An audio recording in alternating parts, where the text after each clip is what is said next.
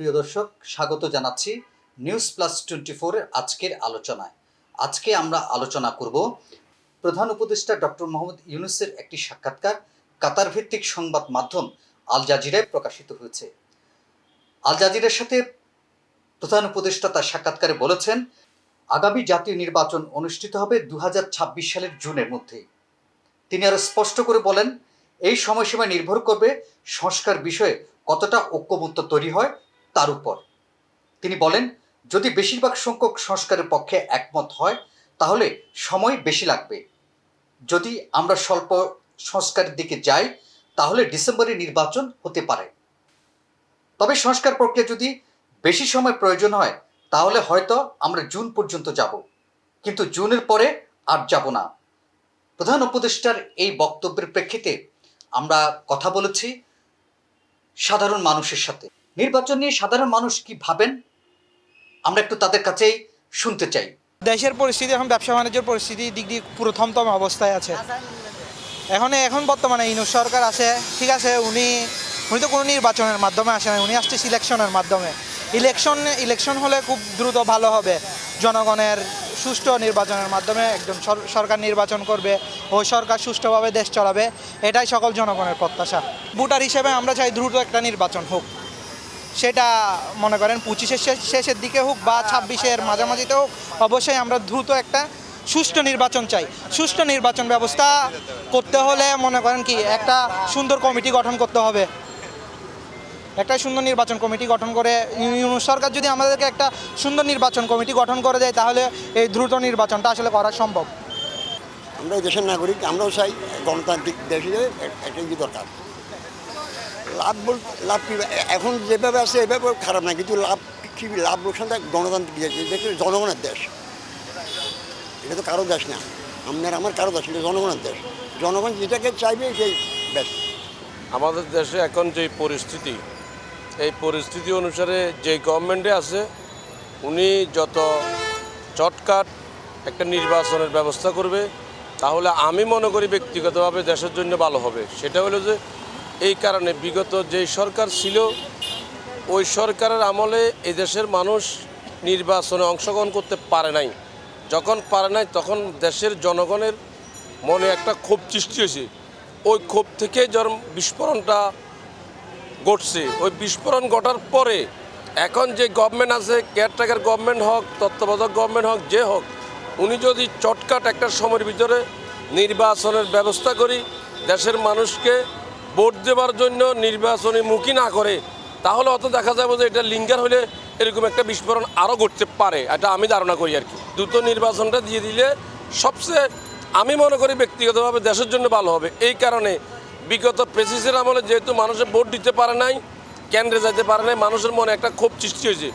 ওই ক্ষোভ থেকে 5 আগস্টে বিস্ফোরণ, এটা আমি মনে করি।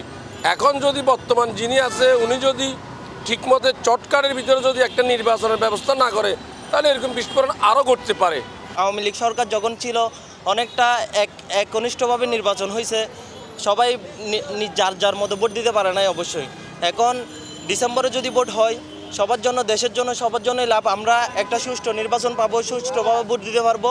সবাই জনগণ সবাই একইভাবে চাই সুষ্ঠু নির্বাচন হোক। লাভটা হবে অন্য সময় হচ্ছে যে কি আপনার অনেকে ভোট দিতে পারে নাই, এক পক্ষ নির্বাচন হয়েছে, ভোট দিলেও নির্বাচন হয়েছে, ভোট না দিলেও নির্বাচন হয়েছে। এখন ধরতে গেলে সবাই একটা জনমত নির্বিশেষে একটা সুন্দরভাবে সুষ্ঠুভাবে নির্বাচন হবে। নির্বাচিত সরকার দেশ সংস্কার এখন অনেকটা যেভাবে এগোচ্ছে দেশ, নির্বাচন হলে এর চেয়ে বেশি ভালোভাবে আগাবে ইনশাল্লাহ। বর্তমান অন্তর্বর্তীকালীন সরকার ক্ষমতা আসার পর দেশের আইন শৃঙ্খলা পরিস্থিতি নিয়ে নানা রকম চেষ্টা তদবির চালিয়ে যাচ্ছেন আইন শৃঙ্খলা পরিস্থিতির উন্নয়নের জন্য। এই আইন শৃঙ্খলা পরিস্থিতি কতটুকু উন্নতি হয়েছে, এখন কি অবস্থা, আমরা সে বিষয়ে কথা বলেছি সাধারণ মানুষের সাথে। তারা তাদের অভিব্যক্তি ব্যক্ত করেছেন এভাবে। দেশের উন্নয়নের জন্য আমাদের সার্বিক সহায়তা দরকার এবং দেশের উন্নয়নের জন্য আমাদের মনিটরিং দরকার, প্রশাসনে আরেকটু আন্তরিক হওয়া দরকার। এবং আমরা চাইলে একে অপরকে সহায়তা করতে পারি।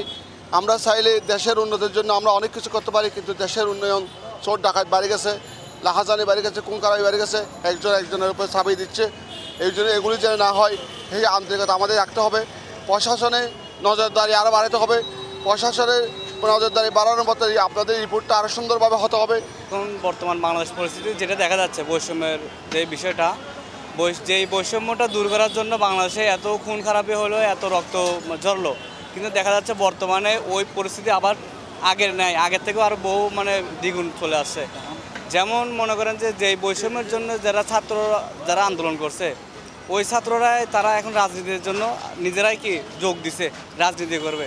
যারা তাদের আশা ছিল যারা বৈষম্য দূর করে নিজেদের, অর্থাৎ একজন মানুষের যোগ্যতা অনুযায়ী চাকরি নেওয়া, কিন্তু এখন দেখা যাচ্ছে যাদের ওই যে হাসিনা সরকার যিনি বলছিল যে রাজাকারের নাতিদেরকে চাকরি দেবে কিনা, যে আমরা যারা যুদ্ধ করছিল শহীদের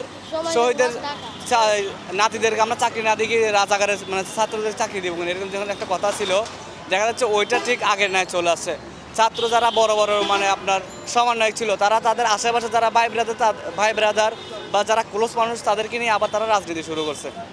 যারা দূরের মানুষ, যারা সাধারণ মারা গেছে, তাদের হয়তো একবার বা দুইবার খোঁজ নেওয়ার পরে আর কোনো খোঁজখবর নেওয়া হচ্ছে না। চাঁদাবাজি, লুটপাট, চুরি, ডাকাতি, সন্ত্রাসী এগুলো অনেক হইতেছে। এগুলো প্রতিরোধ করার জন্য প্রশাসন যদি সুদৃষ্টি কামনা করে, অবশ্যই এটা ঠিক হয়ে যায়। এই যে আইনশৃঙ্খলা পরিস্থিতি এটা কিন্তু নিয়ন্ত্রণে আনতে হবে।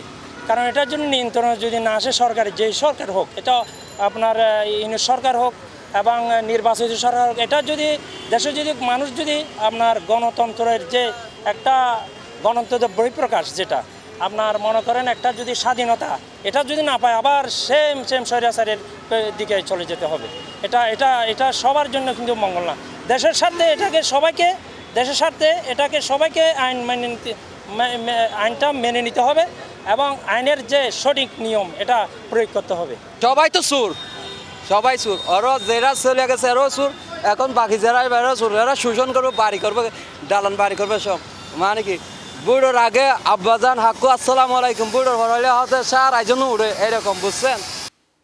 আমরা আশা করব বাংলাদেশের মানুষ 5ই আগস্ট যে আকাঙ্ক্ষা নিয়ে গণ অভ্যুত্থান সংগঠিত করেছে, সেই আকাঙ্ক্ষা বাস্তবায়নে অন্তর্বর্তী সরকার তার কার্যক্রমকে এগিয়ে নেবে, অবাধ নিরপেক্ষ নির্বাচন আয়োজন করে নির্বাচিত সরকারের হাতে ক্ষমতা হস্তান্তরের মধ্য দিয়ে মানুষের আকাঙ্ক্ষা, গণ অভ্যুত্থানের আকাঙ্ক্ষা বাস্তবায়নে সার্বিক সহযোগিতা করবে।